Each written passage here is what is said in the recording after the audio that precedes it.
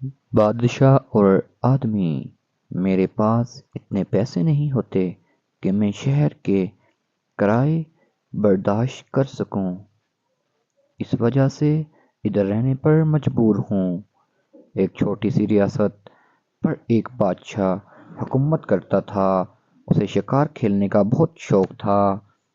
ایک روز بادشاہ اپنے سپاہیوں کے ساتھ شکار کھیلنے نکلا۔ راستے میں اسے ایک آدمی نظر آیا جو لکڑیاں کاٹ رہا تھا۔ قریب ہی ایک گدھا بندھا ہوا تھا اور ایک چھوٹی سی جھونپڑی بھی نظر آ رہی تھی۔ بادشاہ یہ دیکھ کر بہت حیران ہوا کہ اس غریب کی جھونپڑی بہت چھوٹی تھی، اس میں صرف ایک آدمی ہی لیٹ سکتا تھا۔ بادشاہ کچھ دور تک گیا تو اچانک تیز آندھی اور طوفان شروع ہو گیا۔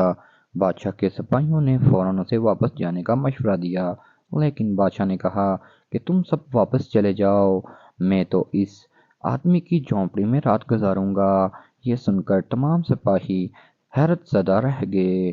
ایک نے کہا کہ بادشاہ سلامت، اس جھونپڑی میں مشکل سے ایک آدمی رہ سکتا ہے، آپ ہمارے ساتھ واپس اپنے محل چلیں۔ مگر بادشاہ اپنی بات پر قائم تھا۔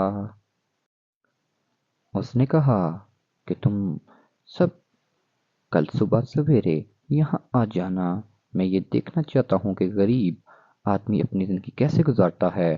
چنانچہ اس کے تمام سپاہی واپس چلے گئے تو بادشاہ اس آدمی کی جھونپڑی میں پہنچ گیا۔ وہ آدمی بہت خوش مزاج اور مہمان نواز تھا۔ اس نے بادشاہ کا بھرپور استقبال کیا۔ اسے گرم دودھ پیش کیا جو کہ اس کی پالتو بکری کا تھا۔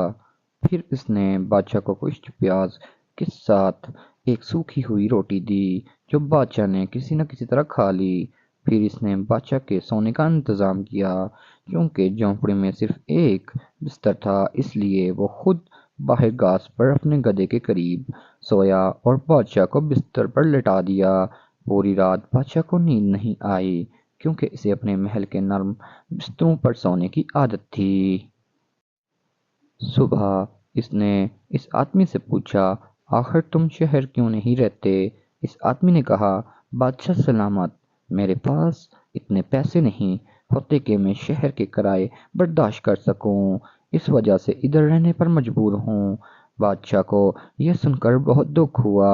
اس نے فوراً اپنے محل کا ایک کمرہ اسے مفت میں دینے کا حکم دیا اور شاہی خزانے سے اس کے لیے ماہانہ وظیفہ بھی جاری کروا دیا۔